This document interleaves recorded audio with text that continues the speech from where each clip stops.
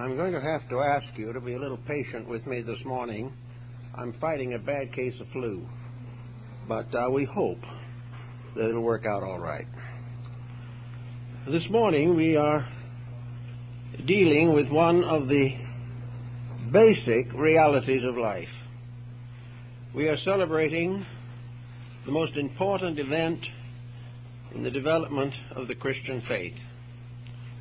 We are accepting the resurrection of Jesus Christ as a spiritual reality and as a proof of an omnipotence beyond all mortal control and directive, by which the individual can become closer in his understanding of God, life, love, and his own faith.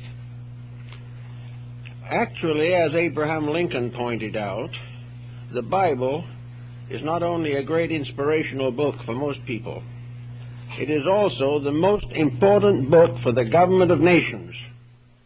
It is a great document of administrative policy in all parts of the world.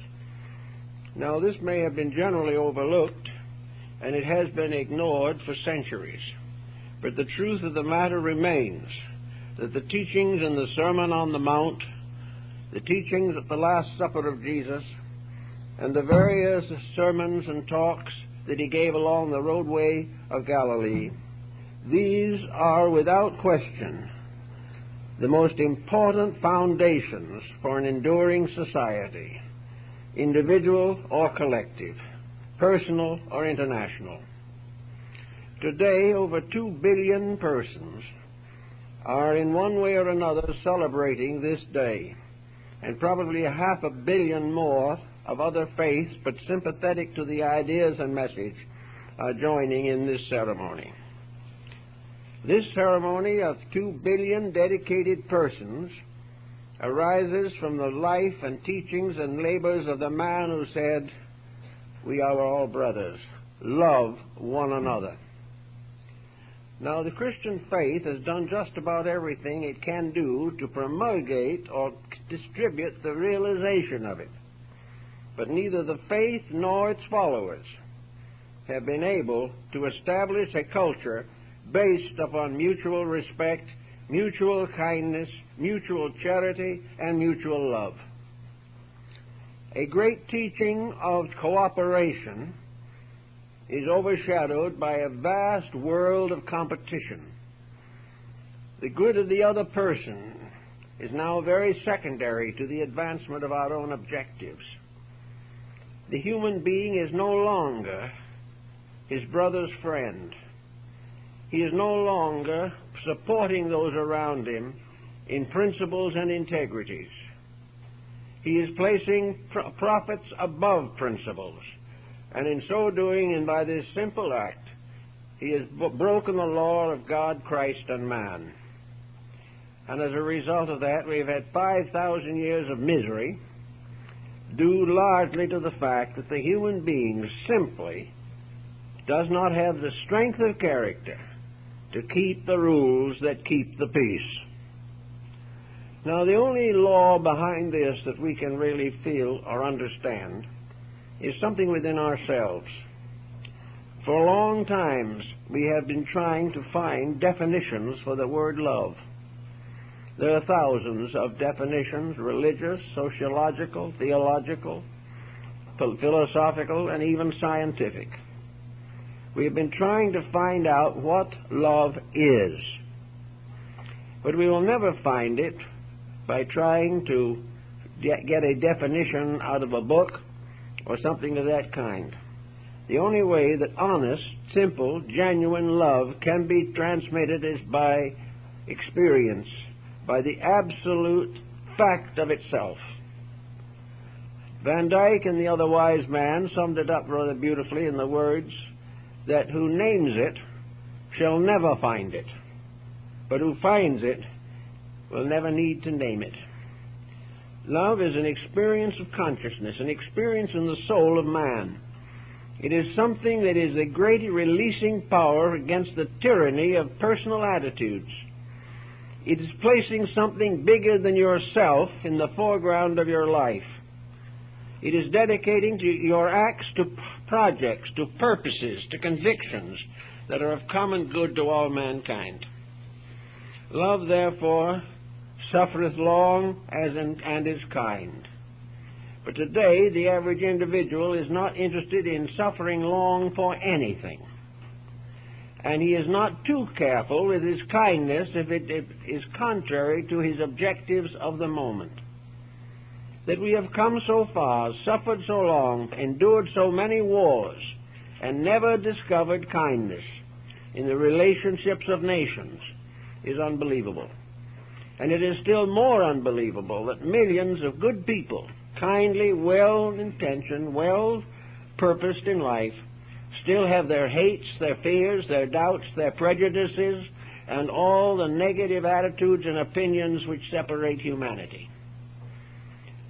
Therefore, it seems that this morning, when we celebrate the resurrection of the Prince of Peace, that there is something that we should all think about rather carefully, and that is to find out whether in our own lives we are able to actually practice a few of the simple admonitions which we have received from Christ.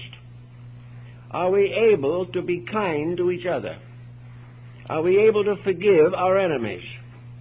Are we able to do good to those who despitefully use us? Are we willing to continue quietly in a meek way of life? Are we interested in the simple humilities of virtue? Do we want a happiness that arises from making others happy, rather than sacrificing them to our happiness? Do we want a happy home? Are we willing to support it by character, by integrities? Are we willing to keep the rules by means of which we can keep the world in order? Now, the idea of love is not a new one, but on through the ages it has passed through innumerable definitions, and it has been mixed up with a great many other emotions and attitudes. Love is not just a single thing. It is not something that is born full-blown from the unknown and the invisible. Love is the gradual maturing of a whole circle and cycle of attitudes. Love is the individual gradually growing up. True love is impossible to the immature. The individual who has no self-discipline, has no consecrations greater than his own interests, can never truly love anything. And if he tries to love something, he will end up only loving himself, which is the most dangerous of all pursuits. So to have a true understanding of love, the individual must grow. He must not only outgrow selfishness and self-will, but he must also go above and beyond what might be termed the pressures of society upon his life. He has to be an individual. He has to live his principles whether others do or not. Nations must do the same. The individual cannot love until he has achieved a kind of psychic or emotional maturity. Love is a mature emotion. It is not the mysterious bubbling of adolescence. It is a deep, lasting, enduring dedication. Love is not merely staying with it till it hurts and then walking out on it. Love is not merely getting into various emotional situations for profit, for gain, for social standing. There can be no selfishness and no self-centeredness in true affection. Also, love cannot be bought, bartered, or sold. Love can never be tempted into existence by luxuries, by social advantages. It remains as it has always been, basically, the purest of all human emotions. And if it becomes adulterated or becomes defiled, it is one of the most terrible adversities with which we must struggle in our course of existence. An example of this point, I think, I probably have told you before, but maybe long ago. I knew a young man who grew up in a small family, and he had a sister. And when this sister was about 15 years old, she was stricken with polio. And from that time, she never walked again. This young man made himself, so to say, her constant attendant. He protected her in every way possible, sacrificed every sport and pleasure that would normally have been his because of his great admiration and devotion for his sister, whom he deeply loved. After about 15 years of this relationship, the sister died, and the young man was left to start out on an individual life of his own. What did he do? He married a very wonderful girl who had been paralyzed at birth and spent the rest of his life taking care of her. He wanted something to serve. He did not want people to serve him. He did not necessarily want to be loved, but he wanted to love with everything that he had. He wanted to dedicate his life to making somebody happy. And no education he could have secured elsewhere, no degree in science, philosophy, or religion could have given him the wealth of life and the tremendous internal growth that the simple devotion to the need of others resulted in him possessing. And finally, the wife also passed on after about 30 years. And someone said to him, "John, I don't know how you did it. You had to get her up and down every day. You had to carry her.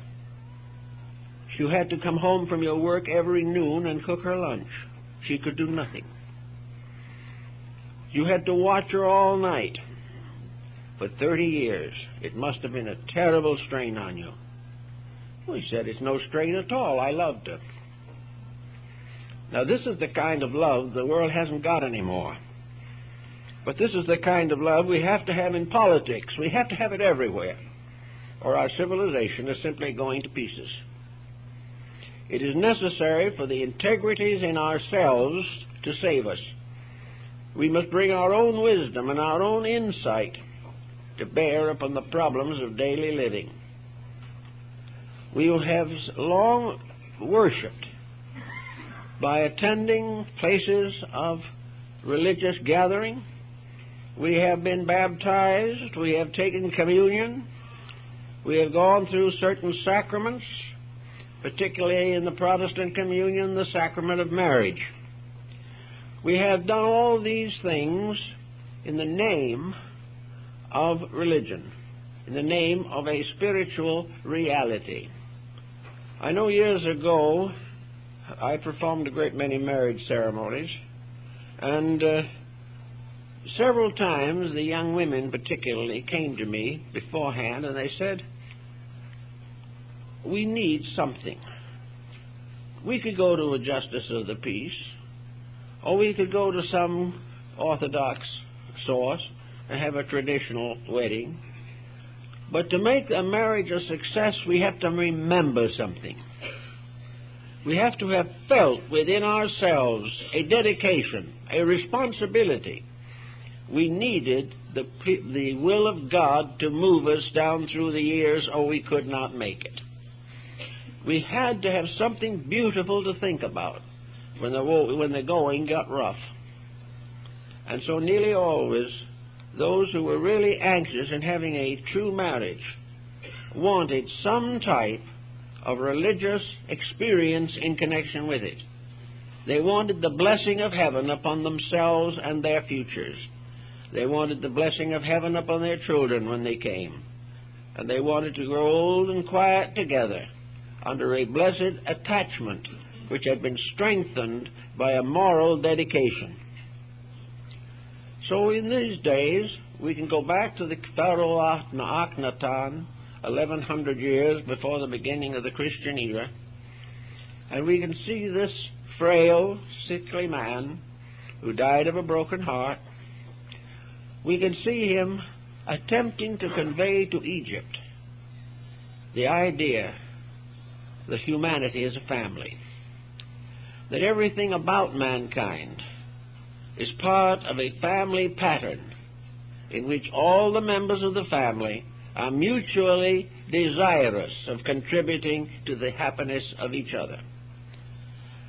While the pharaohs of Egypt had their stone statues along the banks of the Nile or on the arches of their great gateways, Akhenaton told them that when they pictured him, he was to be pictured with his arm around his wife, and also his children must be playing at his feet. Because, he said, I am the ruler of a people, but my people is a family. And my love for my people is simply the extension of the natural fact that love binds all things together in something stronger than any physical ties that can be made. His love destroyed him. His enemies could not understand it. And yet he remains to this day as probably the first enlightened individual recorded in history. Also, when he was holding audience at court, and the time came for his wife to speak up or to be involved in the discussions, which they usually were in Egypt, he would always refer to her, he would say to the people, "This is Nefertiti, my other self." And all through life, this peculiar tenderness marked a truly great person whom the world now begins to recognize. On the other end of the long line is Mohandas Gandhi, who has always been a kind of prophet in our thinking. On one occasion, Gandhi said, "This world will never know peace until all peoples are bound together with nothing stronger than the single silken thread of love. Love alone can do it."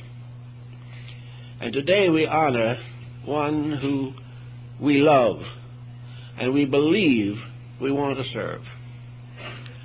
But if we really want to serve, we do it not primarily by going to church, or primarily by the daily Bible reading, or by any of these things, or by having sacred pictures on the walls of our houses. The real service, the real message comes in mutual contact, one with the other. We have to outgrow something. Between our love principle in our souls and its expression in life is a strange personality equation, full of self-centeredness, full of false ambitions, full of prejudices and tyrannies and intemperances and intolerances. This personality, which we like to cater to forever, is not only a personality that brings tragedy to ourselves, but the compound of this personality has resulted in over 8,000 wars in the course of history. That is rather too many. And many of these wars have been fought to defend peace, but they never succeeded. We have fought also about religion and about the very brotherhood which we need so desperately. And yet, after it's all said and done, and we look around ourselves and we say, well, what can we do about it? It's truly a terrible situation. And if it continues as it is, it'll be a fatal situation. Fatal in the sense, not that the world will be destroyed or that humanity will be destroyed, but that thousands of years of consecrated effort will come to nothing if we do not take on the responsibility of mature relationships with each other. It is no longer possible to think of love merely as a physical attraction. And in spite of the literature to the contrary, in spite of the fact practically all our entertainment is based upon a frothy type of human relationships, none of this is going to do very much to protect us in time of trouble. The thing that protects us is the long-wearing virtue of integrities. Now, in order to love, you have to have the strength to do it. And strength is something that is also being generally sacrificed. We are not being strong these days. We're leaning on every support that society can produce. We can't make our own living, we can't find our own jobs, and we haven't sense enough to save a few dollars when we need them. We have no self-discipline, and therefore we are dependent upon a continuing expansion of social privileges, and the more we get for nothing, the less we're going to earn. We are not interested in taking hold of our lives, or our nations, or our world, and putting it back on its feet.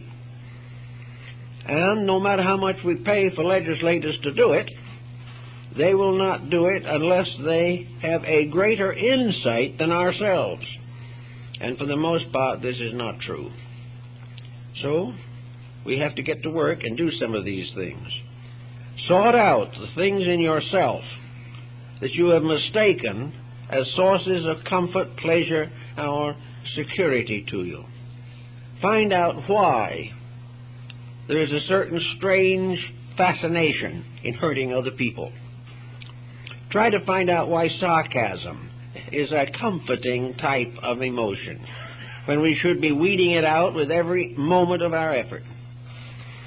Why should bragging continue, intolerance, competition, the desperate search of fame, even if it means we have to tear down the reputations of other people? Why do we nurse these things? And if we do nurse them, how can we call ourselves Christians? Christianity is not a conversion to a faith and then keep on living as you did before. And to most people, a conversion by modern methods usually lasts about 1 year. I spent an afternoon with a group of elderly clergymen who had been in the missionary field long ago, and I asked one of them, I said, how do these conversions work out?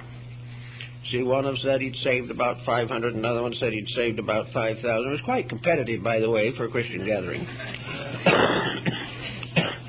And he said, well, I'll tell you, we used to want to go around the country, you see, and have these tent meetings and baptisms, and they came down the Sawdust Trail. I said, well, how long did it last? Well, he said, about a year. We got them converted, but if we didn't come back within a year and do it over again, they were bad backsliders after a short time. And this is the problem. Under the hysteria of the moment, under a great emotional appeal, under a very brilliant orator, the individual may be moved to some kind of a temporary improvement.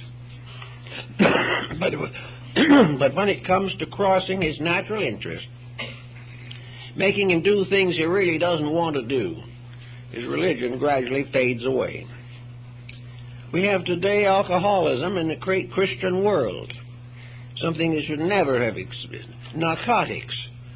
And we have narcotics very largely being manipulated and exchanged and handled by nominal Christian people. This isn't good. Why do we do these things? Because they're profitable. So little by little we have crowded our ethics out of our lives. We have taken the attitude that success is the only valuable thing, and to it we must sacrifice all else. Now there's another side to this coin also. We are sacrificing all that is best in us for a certain amount of temporal gain. We are sacrificing our divine birthright for a bowl of porridge. And when the time comes, what happens? We lie down quietly in the sod or are blown away by the wind, and all this compromise, all this subterfuge, all the happiness or unhappiness that we think we have caused, all of this fades away. There's nothing left. As it was said of John Taylor, the water poet, in our lives we write our careers on water, and they vanish. So what is the result of all the compromises? Just that we fold up and depart as we always have. But one difference. When we fold up and depart, we nearly always leave something behind us for someone else to pick up. We leave debris behind us. We leave misery. We leave tragedy. We leave children who are wrongly brought up. Business that is not properly or justly maintained. We leave false incentives and false ambitions. and we leave this terrible struggle for profit as uncured within our own selves. So the world gets a little worse after we go because we lived, when in reality, when each of us passes on, the world should have something good to remember us for. So we're going to have to recognize that all the compromising that we do in order to accomplish our own personal desires, all these things, all this compromise leads to nothing. It never has succeeded, never can. For all this great struggle of competitive materialism ends at the grave. And we take with us out of this life only what we brought in ourselves. So with this, it shouldn't be so difficult for the individual to say to himself, let's make this daily life a little happier for everyone. Let's try to do it right for a change. Let's take the individuals whom we have ignored for one social reason or another and see if we can't patch up these differences. Let's get rid of 3- and 4-generation family grudges. And most of all, let us make sure we don't start new ones. Let us forgive all that we can of those who have injured us. If Christ says to us, forgive each other, this is the highest doctrine in the world. But it's pretty hard for the average individual to forgive an unpleasant relative or an unwieldy politician. Actually, the first impulse is to revenge. And it is revenge that has ruled the world for thousands of years and caused the wars, crimes, delinquencies, and miseries of the ages. Looking back over history, it is amazing how much beauty has been destroyed by selfishness, how much ambition is torn down, and how little it is gained. The tyrant who gathered a great fortune or became a ruler over men vanished away, for as one philosopher rather wisely observed, no individual has ever been able to kill his own successor. That is something we can't do. We struggle for a while, try to do what we want to do, and then we go. And it would be a very good idea to try to make this going a little bit better for everything involved. How would it do to try for a moment to simply look for the right in the terms of the integrities that we can recognize? We have from the New Testament a great many wonderful thoughts. We have the great belief or realization of the inevitable friendship of mankind. The New Testament emphasizes friendship above brotherhood, strangely enough, because brothers can have a heck of a time. They can be at each other's throats all their lives and never speak to each other after they're 10 years old. But friends, it's a little different. We may be unhappy if a false friend comes along, but friendship as a whole has more endurance and more possibility of development, and gives us the privilege to pick those that we wish to have close to us, rather than to depend upon alliances of blood alone. So friendship is very important.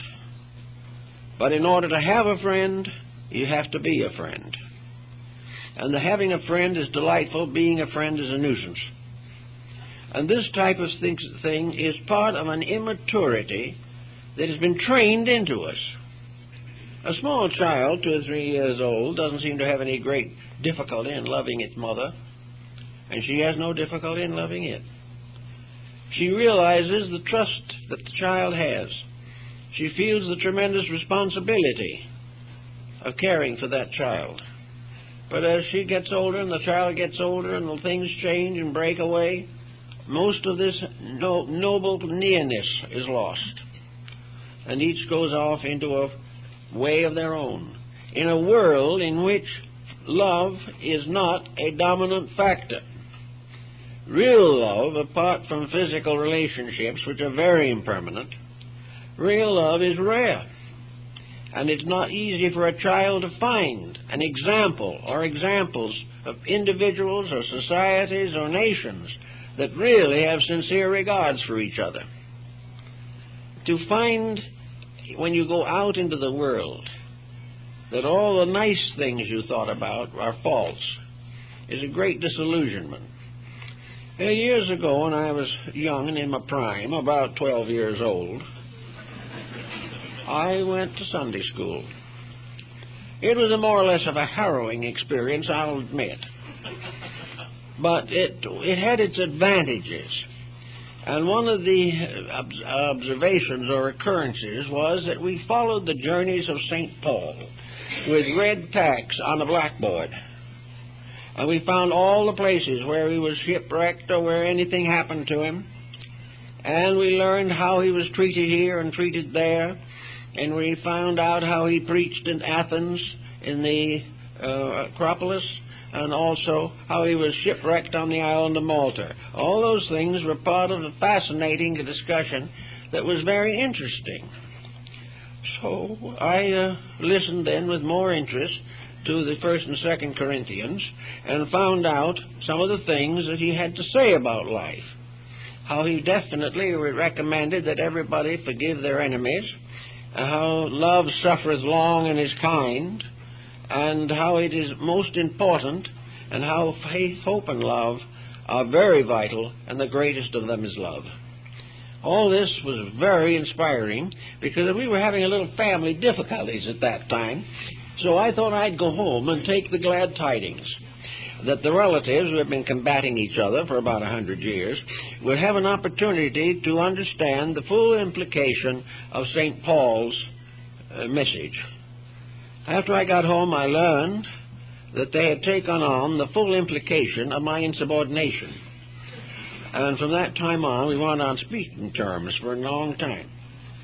And the golden rule and things of that kind had no effect on the feuding relatives.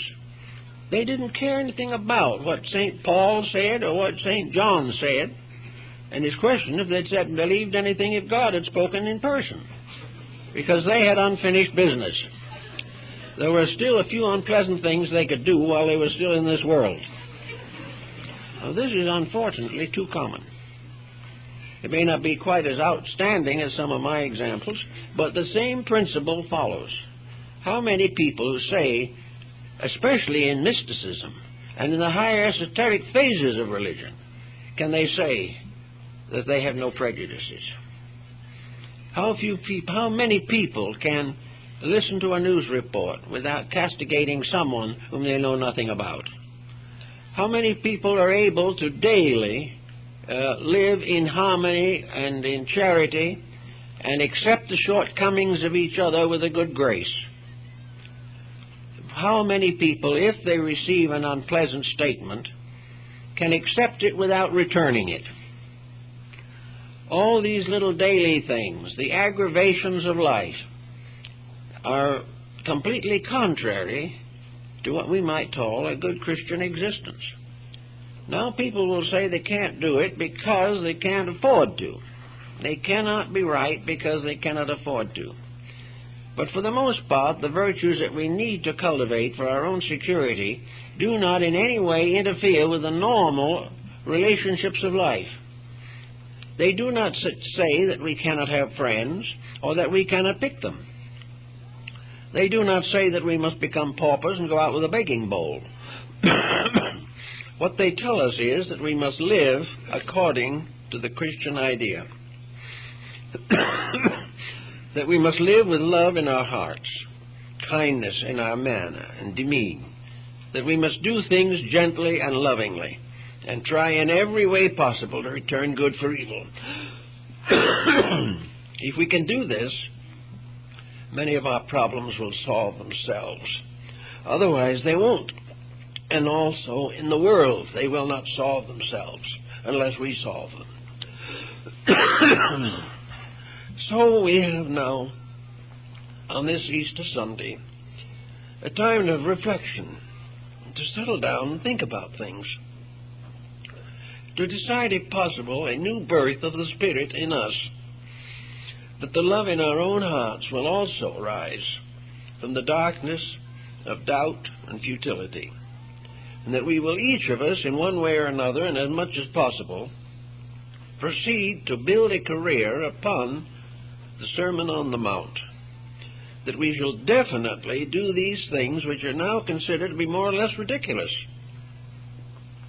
If a man takes our coat, this Bible says we should give him our cloak also. This is not fashionable anymore as a doctrine. But somewhere behind it is a principle that no matter what other people do to us, we must try, in one way or another, to be as kindly to them as possible. If they come in need, even though we have not spoken to them for 10 years, if we learn they are sick or desolate or deprived, we should go to them, regardless of whether we like them or not, because it is a duty from heaven that we shall help one another. And this helpfulness is not limited to the people we like. It is limited only by our own ability to grow.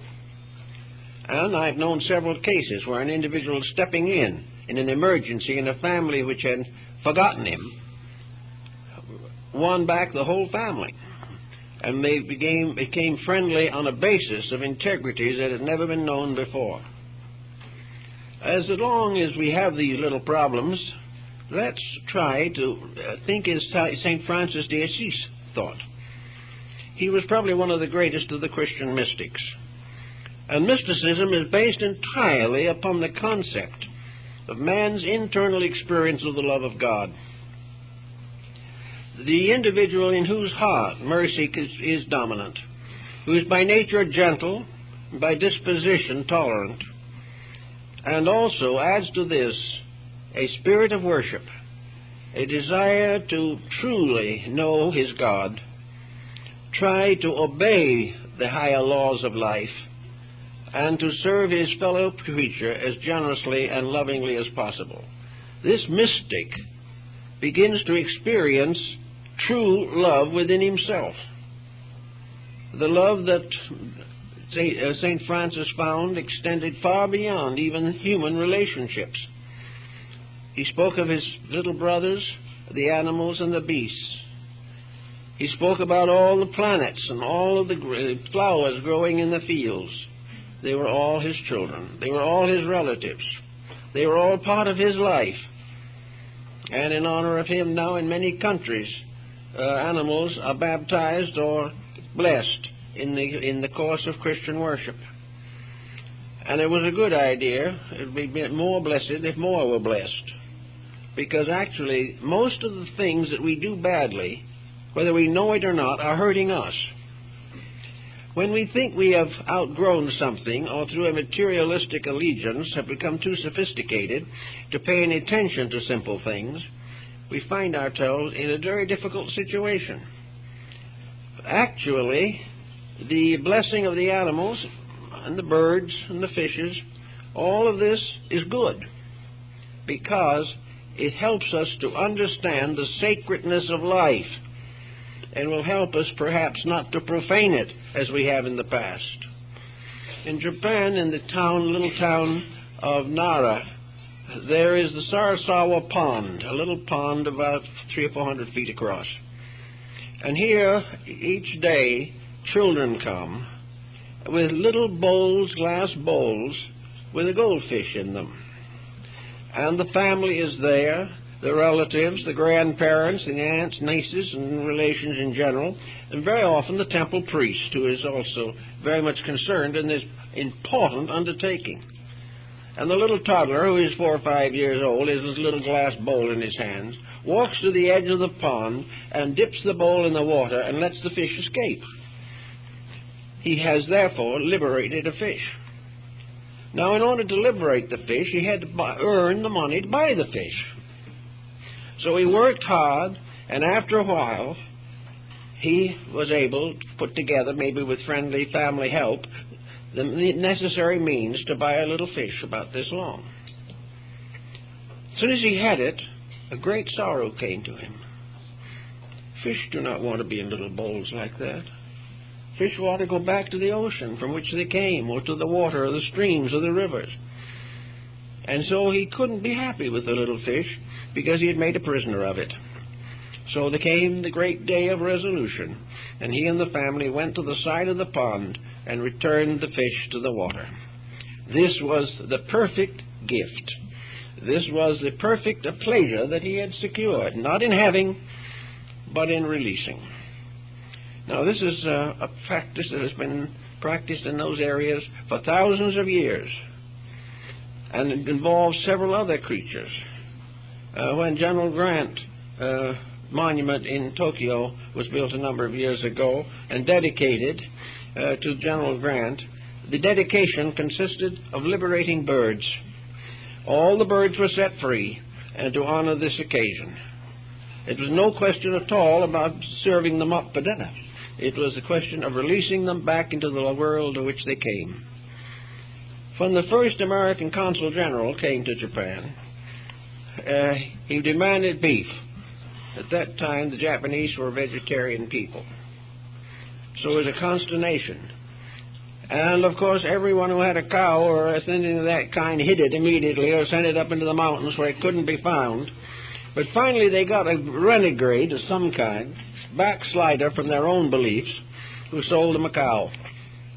So the cow was properly slaughtered for the Consul General, and an international incident was prevented.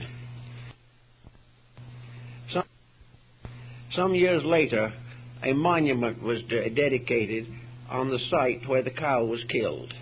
And the beautiful statue of the cow is on top of it, stating the sorrowful circumstance that it had been martyred for the service of a barbarian. And this was what it meant. Now, these are maybe a little extreme, you know. We don't want to go too far with this. But the principle involved has something about it that is very beautiful. The principle of preserving. But the principle involved has something about it that is very beautiful. The principle of preserving, of taking care, of loving, of doing everything possible to protect life. In the older days, the Japanese people, when they wrote a letter or threw away some scrap paper, never threw away a piece of paper without first of all burying it, because it had words on it. And these words might be very important words. You just didn't throw away words. If you didn't need them, you put them away, where they would be permanently taken care of by nature. These things are sentimental in the extreme. There's no question about it. But you can be on the other side of the situation and be so unsentimental that you gradually lower the integrity of your own heart. You're not thoughtful anymore. You're not kind anymore. You're perfectly satisfied to hurt anything you feel like hurting as long as it pleases you. This is not good. I was talking not long ago with a nutritionist of considerable standing. I don't want to name anybody, but there was a prominent person. And they told me, they said, you know, there's one of the greatest troubles of the American people at the present time is that they're eating far too much meat. They're going to pay for it. They're going to pay for these $5 steaks, and it's not going to be in terms of money. All of these tremendous overdoings of things, these catering to appetites at the expense of integrities, this useless waste of life that we have become adjusted to, is part of the cause of our troubles. Experiments in Scandinavia during and after World War II proved definitely that there was much more nutrition by you eating the grain the cow ate than there was to eating the meat of the cow afterwards. And the grain had none of the toxic consequences or by-consequences that we are a little worried about. So somewhere beneath doing it right, there is also a permanent good. There is a realization of value. There is a protection of health. There is a protection of life. Now, it doesn't always follow that a bad disposition shortens one's years. I know several other aged people who have done very well by nursing their grievances, as far as years are concerned. But the day they began to nurse them, they really died anyway, because they lived for nothing but to carry on the unpleasantnesses which they had made to appear important. But actually, health is better advanced by 1st and 2nd Corinthians than by any other physical medical formula that can be set up. If you are kind, if you are gentle, if you are tolerant, if you are self-disciplined, if you think through the things you do and give the same love to your health that you have given to some emotional pleasure, you will be better off also. Now, many people fall in love with themselves, it is said, but it's the wrong way. There is a way of doing it, however, that is constructive. One is to recognize that your body is a structure that needs tender guidance, constant care, thought, justice, integrity. It needs humor, it needs variation, it needs everything possible. And if you really want to love a body and keep it healthy, you'll treat it right. And you can gain just as much peace of mind by knowing that your body is getting the help that it needs. It's part of also the idea to live lovingly in all things, and in all things not too much, was the Platonic and Socratic statement. Now today we are looking all over the world for the answers to something. We know we're not getting there as we should, and we don't know what to do about it. I think that instead of trying to find out who is the noblest among them, leaders in all forms and walks of life should realize that whether it is in one sacred book or another sacred book, it is in all of them. Namely, that love is the answer to the solution of everything that arises from discord. If the individual can transcend self-interest, selfishness, if he will mature his own inner life, there won't be any more holy wars, which is one of the most ghastly contradictions that there is in life. There will be no longer these terrible feuds. We will not have crime rampant as it is now. If people cared for each other, had an honest affection, and were able, therefore, to turn their activities into labors of mutual benefit, there's no reason why people getting along happily together cannot have a wonderful time through these years of life. Maybe they won't be so rich, maybe they won't be so powerful, but they will have knowledge of values that otherwise they could never have. And of course you can do this without actually proclaiming anything. It's not necessary to go out and wave a flag. It is simply necessary to begin to behave yourself. And in the course of time, you will be surprised on how it counts. You will learn little bit at a time that when you are a friend, you will have friends. The people who begin to appreciate your integrities will give you an understanding which you cannot get any other way. So on this Easter morning, I think we ought to very deeply appreciate the fact that to the Christian world, Jesus Christ is the embodiment of divine love. He is the embodiment of that great good which rests forever in the heart of eternity. He bears witness to the way of life in the house of dark places. He came to set a symbol upon us that we should obey the simple instruction of virtue, that we all can know what peace is, and by becoming aware of the grandeur of it, we can help to share it. Someday we can walk out of this nation into another nation or around the world without a boundary, without papers, without spies, without espionage. These things are part of a stupidity that has afflicted mankind from the beginning. Why? Why did the human being always put the wrong foot forward? Well, one of the reasons was because he was selfish. Selfishness is perfectly willing to sacrifice almost anything else for the advancement of itself. Ambition has created more miseries than almost all other forms of law-breaking. The unbridled determination to achieve worldly accomplishment, fame, and distinction, the idea of marrying for money, the idea of nobly quoting and watching for opportunities to discredit someone else so that we can take their place. All this type is foolish. The wealthy families are not happy, and today we can see by the press the miseries they're in. No one can be happy because he has broken the rules. But very few people are strong enough to keep the rules.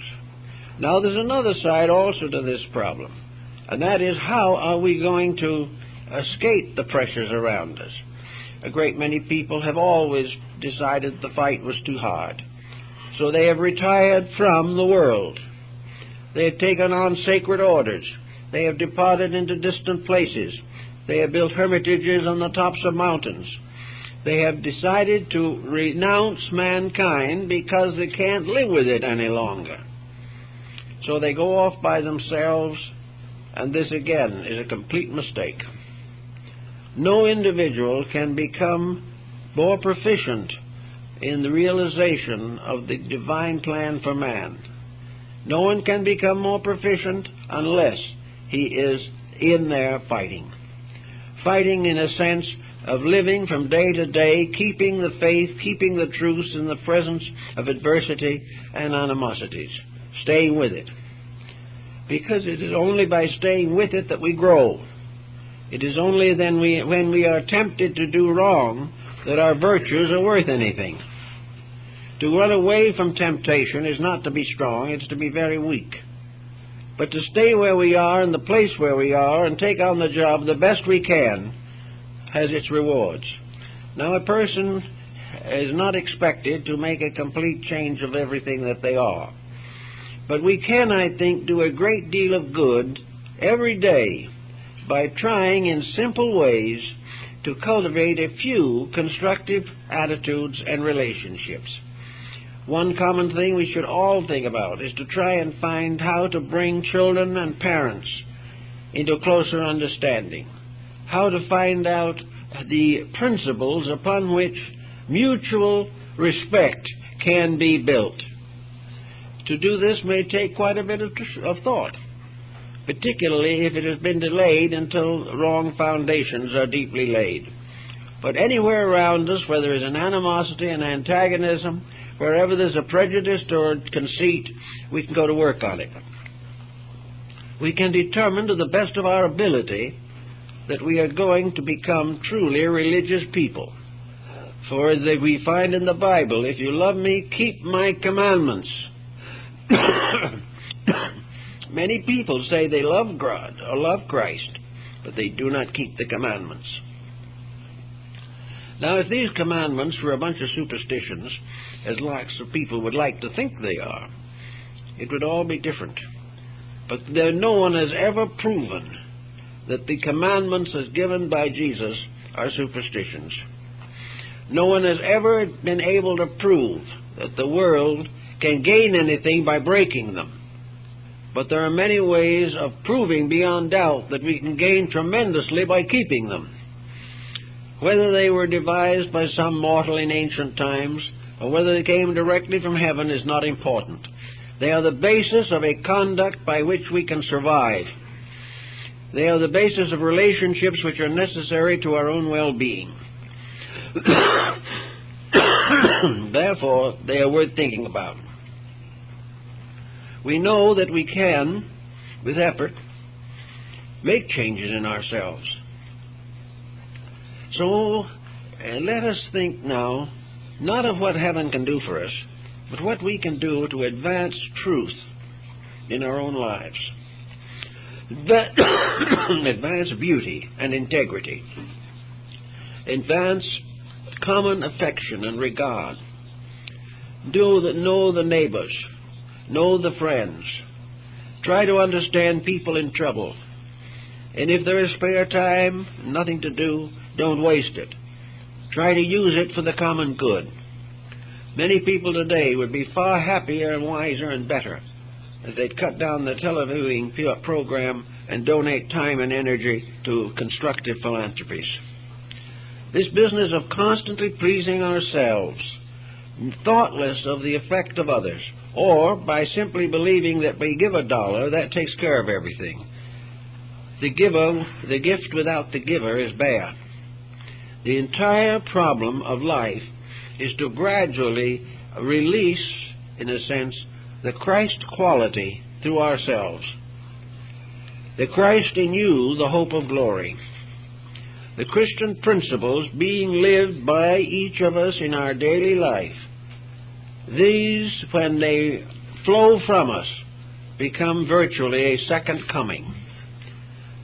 These principles coming forth from us return the Christ power to the world and return to man the peace and tranquility of inner security.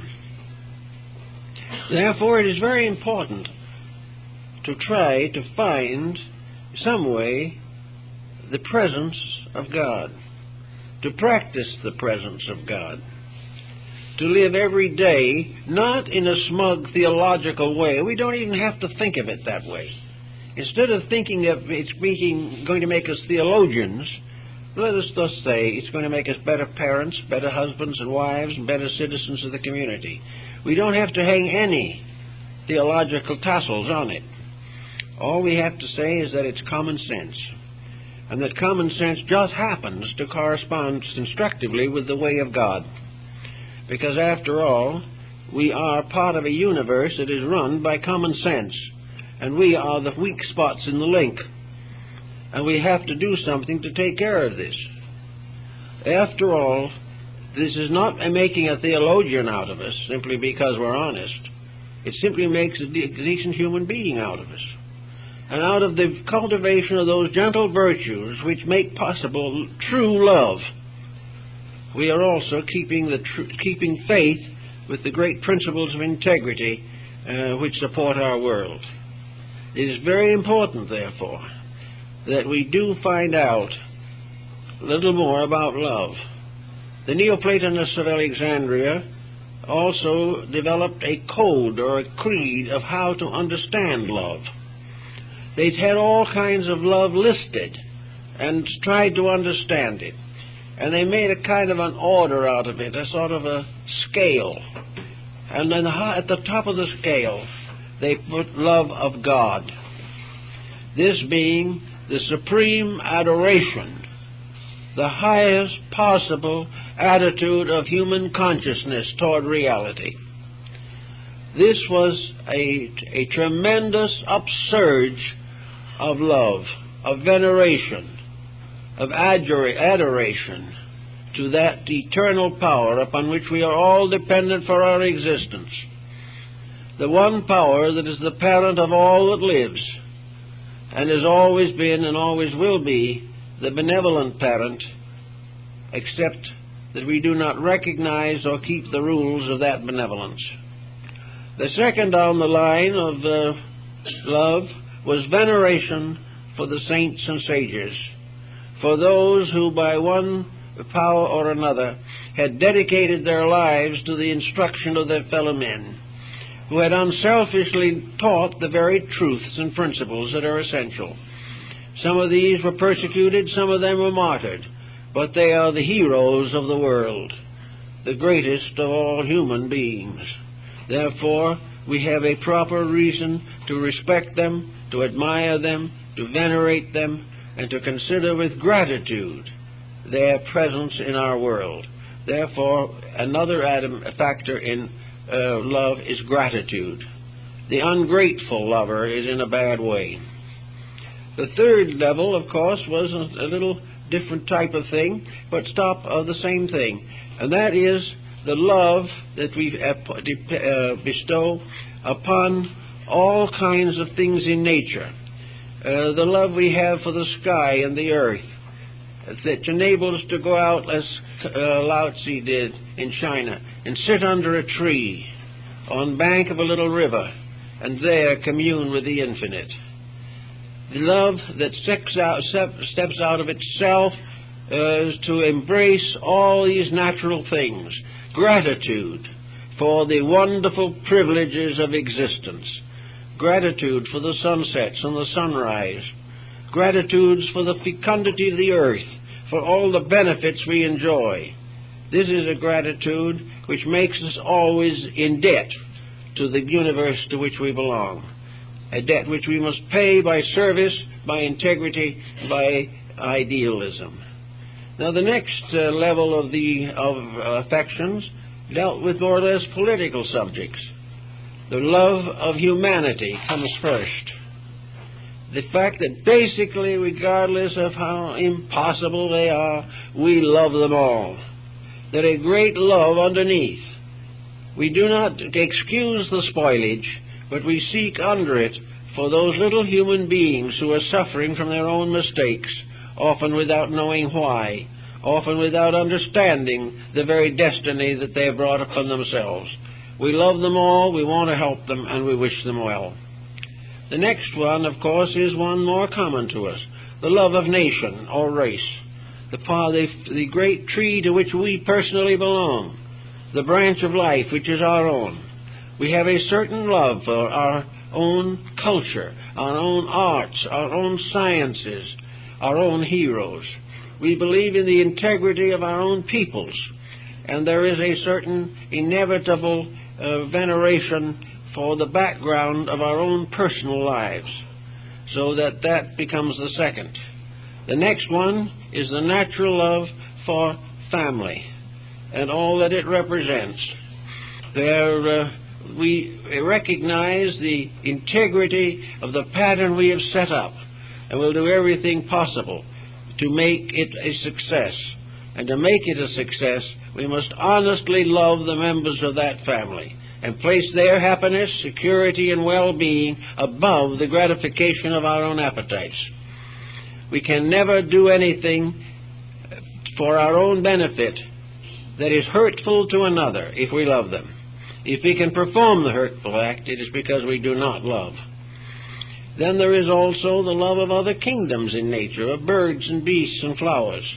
There is love of beauty, love of virtue, love of integrity, love of all the different levels of human achievement. There's love of music, the love of the dance. Every constructive expression of human attitudes or attitudes can be interpreted as causes of joy, causes of happiness, expressions which we can interpret in terms of love. So gradually must come to the final decision that love must finally love the beautiful. Up to a certain point, it may not appear that way, but the love will leave nothing incomplete. It must carry on and make everything beautiful, everything filled with goodness.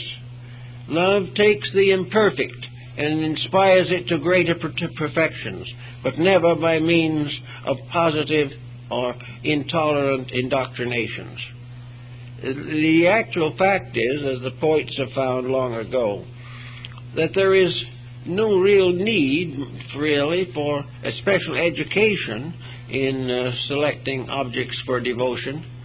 The only thing is to relax away from what is not right. You can sit quietly by the side of a mountain or stream, and you can, in that quietude, reconstruct the universe. You can restore your own relationships with it. You can become aware of the transcendent beauty of life as life. All of the false things can fall away. And in quietude and silence, you can learn to recognize the infinite benediction and blessedness of the divine plan. Also in the quietude of your own home, in the silence and sympathies of the day, you can quietly contemplate the labors of love. You can realize how as gradually you can transmute the antagonisms that you've nursed through the years. You can love again things that you have forgotten or have renounced because of your own misunderstandings. So out of it all comes the Christian story. The story of love that was made flesh and dwelt among us. And we knew it not. And we persecuted it. And we allowed it to perish rather than to take over our lives and give us a share of life everlasting. Today we are again persecuting it. We are again failing. This time not really because we can't do better, but because the pressures of diversified privileges make it a little easier to be thoughtless of others and seek our own advantage. As we do this, however, the momentum of disaster builds up. We are in more and more trouble every day, and we do not know why we are in this trouble. We only know that the crime record is way up. We only know that delinquency is more prevalent, that alcoholism is becoming a greater curse, that drug addiction is also on the gain among human beings. And most of those who are involved either as sufferers or distributors of death have read the Bible or know about it. They know the Christian virtues. They know what the word honesty means. But for some unknown reason, they don't practice what they claim to accept. Why then should we not realize that unless the individual begins to work for a cause that is worthwhile, that he cannot make much of a contribution to life as it is? It is not possible for the average individual to turn around and change the course of politics or to get rid of the different difficulties in cultural strata. But each of us can do a little job right at home.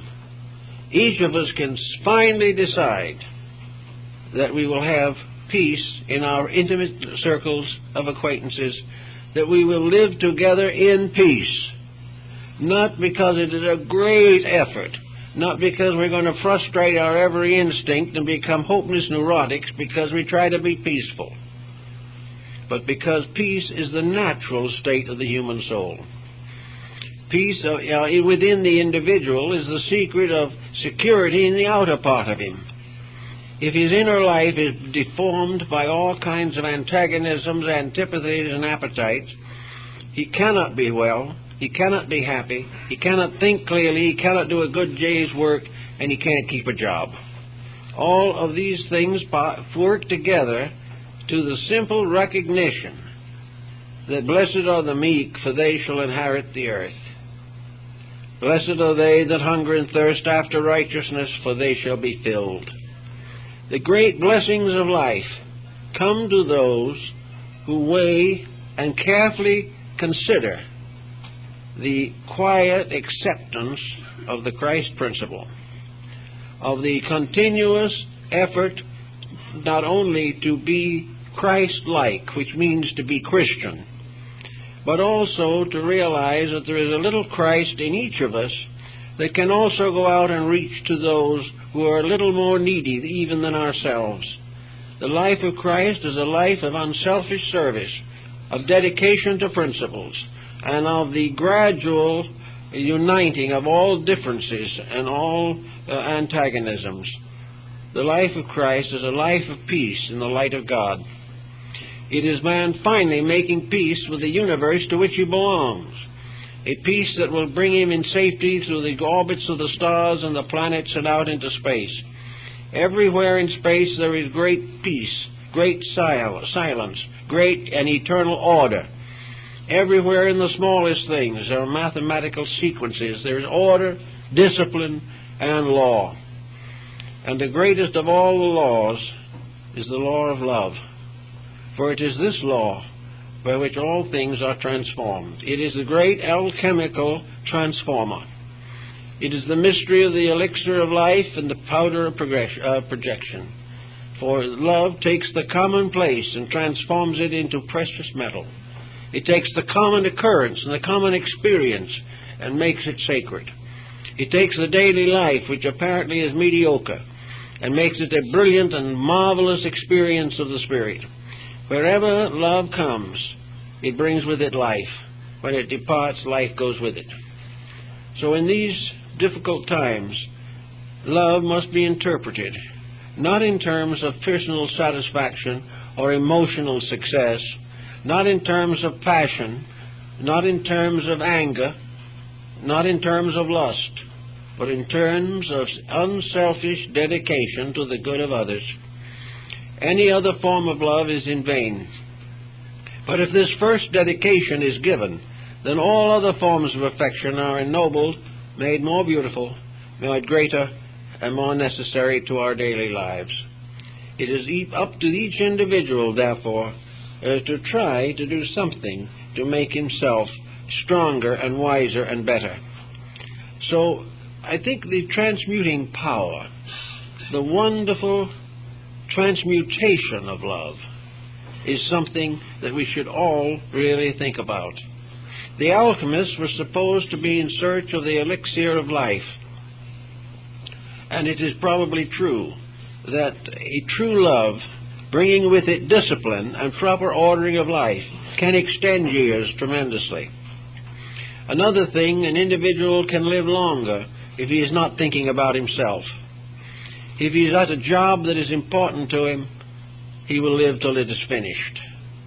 Everything points to the dedication away from self, away from personal satisfactions, and certainly away from catering to the weaknesses of human nature.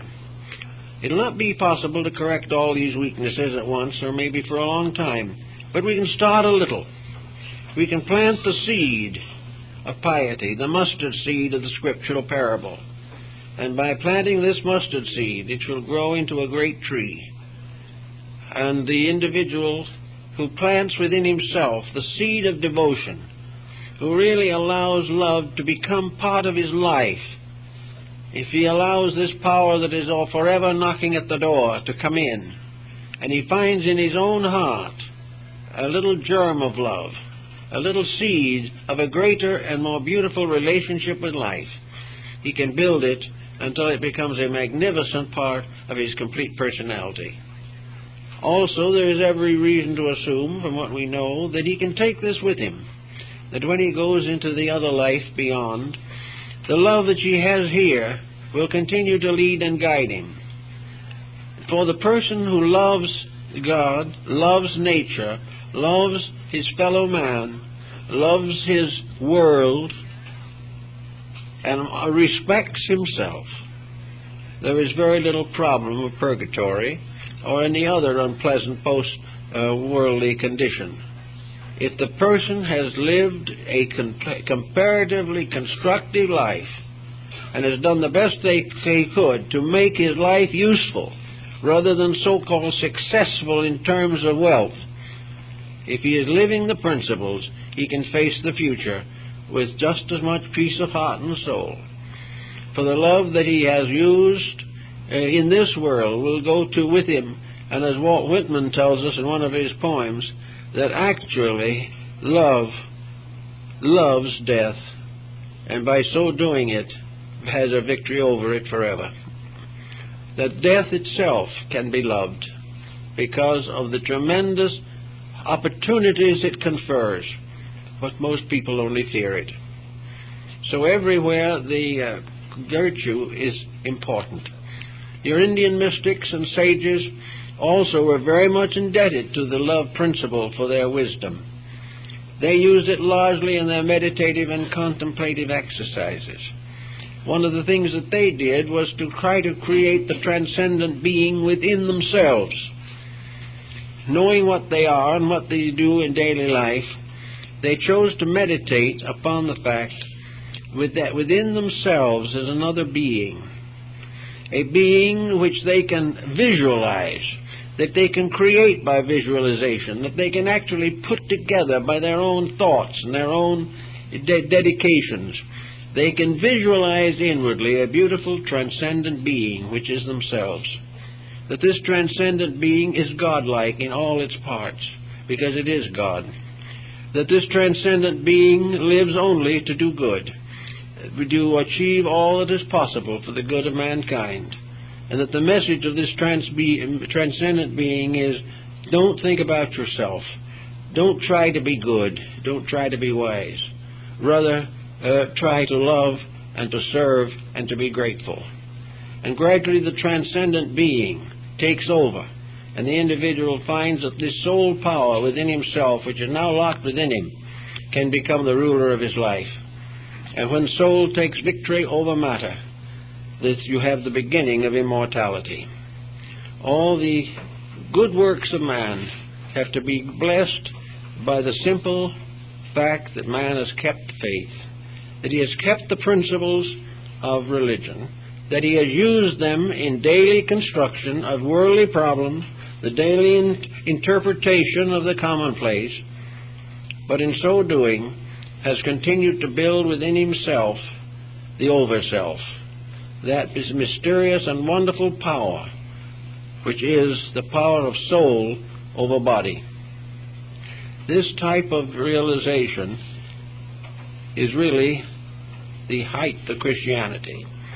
It was the attitude of the early Christian mystics. And there were mystics and mystery schools and systems in Christianity that are very little understood. But in all of them, all Christianity in its beginnings was consummated by the personal experience of Christ.